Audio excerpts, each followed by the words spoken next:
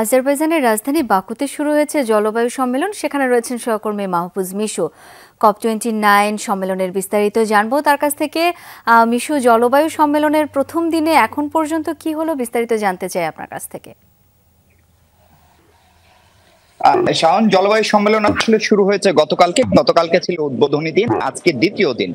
আজকে বাংলাদেশের অন্তর্বর্তীকালীন সরকারের প্রধান উপদেষ্টা ডক্টর মোহাম্মদ ইউনূসের জলবায়ু সম্মেলন আসলে প্রথম দিনে তিনি 20টির মতো বৈঠক করেছেন। সহকর্মী আব্দুল্লাহ তুহিনের স্টোরিতে আমরা যেমনটি দেখছিলাম যে তার ভিতরে তুরস্কের প্রেসিডেন্ট রিসেপ তাইপ এরদোগান ছিলেন। এরদোগানকে তিনি বাংলাদেশ সফরের আমন্ত্রণ জানিয়েছেন। এরদোগান সেই আমন্ত্রণ গ্রহণ করেছেন এবং সুবিধাজনক সময়ে তিনি বাংলাদেশ সফর করবেন। এর পাশাপাশি পাকিস্তানের প্রধানমন্ত্রী, নেপালের প্রধানমন্ত্রী, মালদ্বীপের প্রেসিডেন্ট সহ দক্ষিণ এশিয়ার অঞ্চলের যে নেতা, তাদের সাথে ডক্টর মোহাম্মদ ইউনূসের এরই মধ্যে সাক্ষাৎ হয়েছে। পাশাপাশি যেটি বড় খবর, তিনি ফিফার প্রেসিডেন্টের সঙ্গে সাক্ষাৎ করেছেন এবং ফিফার প্রেসিডেন্টকে তিনি বাংলাদেশ সফরের আমন্ত্রণ জানালে তিনি বাংলাদেশ সফরের সেই আমন্ত্রণ গ্রহণ করেছেন এবং বিশেষ করে জানুয়ারিতে যে যুব উৎসব হবে ঢাকায়, সেখানে বাংলাদেশের নারী ফুটবলারদেরকে উৎসাহ দিতে তিনি যাবেন এবং এর পাশাপাশি এশিয়ার বাইরের যে নারী ফুটবল দলগুলো রয়েছে তাদের সঙ্গে কিভাবে বাংলাদেশ টিমের খেলার পরিমাণটি বাড়ানো যায় সেই বিষয়টি আলোচনা হবে।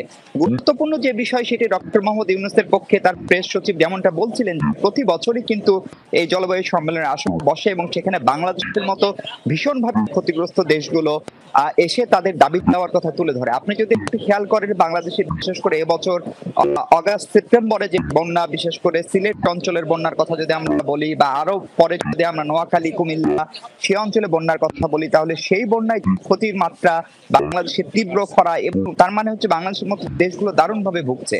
সেই ক্ষতির মাত্রা কত, ক্ষতির পরিমাণ কত, সেটি বাংলাদেশ নিরূপণ করার চেষ্টা করেছে। সেটি প্রায় $12 বিলিয়ন। তার বিপরীতে এই যে সমস্ত আশ্বাস মিলে সেখান থেকে সর্বোচ্চ মিলে $3 বিলিয়ন মতো।